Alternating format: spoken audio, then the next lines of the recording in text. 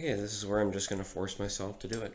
Discipline. So, what is the studio? When I talk about the studio, well, it's the loft of our apartment, which is about, say, 15 feet wide, 12 feet deep to the step here, so about 10 feet of actual useful space. And recent changes to everything have made it so that there is a, as you can see, that stand, which used to be on the floor, is now about 2 feet higher because I have jury-rigged hooks for it in order to get it off of the ground.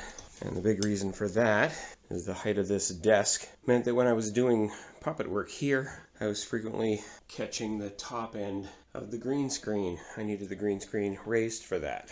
And as you can see, because of the hooks, of which it is just gently resting on it, if I need to, I can easily enough pull the green screen off of that and then set it up over here more. We have bookcases in progress, which when I say in progress, nothing's going to happen to them because it does look like we'll be moving, but we don't know anything about that. So there's the view and the ambient light. This is the jacket that I wear when I'm operating the Bear to try and hide my head. This, believe it or not, is the high-tech system that I use to hold the camera, the Osmo Pocket 2, which just is on that easy enough.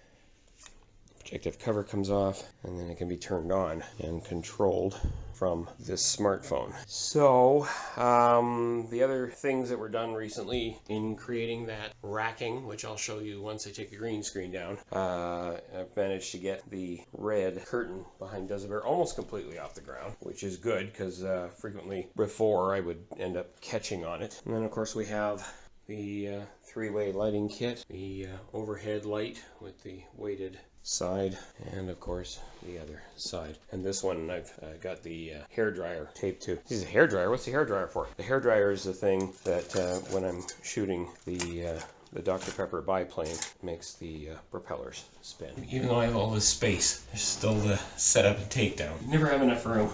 Oh, I needed the green screen raised for that. So this would be the normal height of the green screen. As you can see, that's almost 2 full feet higher up, which means when it is hanging out there and I'm using it, I have probably about this much more green coverage when I'm shooting, which again, when I'm behind the desk, puppet's almost at this height anyway, so that's important. So we've got to pull the green screen off of that and then set it up. Right, so now this is the Duza Bear set. It used to be that I had it pinned to the doors, and that would have this last bar coming out this way, creating a kind of shell to it. That's impractical for a lot of reasons. Now mind you, I haven't shot it in this configuration, so I don't know whether I've just traded one problem for another. But again, that was impractical for a lot of, not the least of which is I do have the ability without a lot of work of taking both of those off. And taking both of these wires off, because again, they are only held in place on weighted hooks. Through this method, I can still get at what's inside, which is where I store most of the puppet stuff. So let's Tuffy's car. There's Sir Pat's and Graham Norat's comfy chair, and then the number one puppets end up here most of the time. Although I have a couple of them over there, so I can get at them easier. And does his costumes. So that's that right now. And here we have the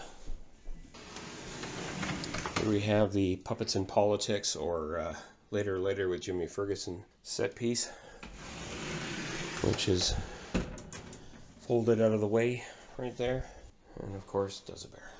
But yeah, this primarily, what it is I took pieces that we used to have on the wall at our front door in the old Arista apartment, and I'm using them to stack some height, and then what was a shelf is now anchored in and becomes a side panel wall. It allows me to have hooks for the green screen. Anyway, once the studio is set up, this is what we're looking at.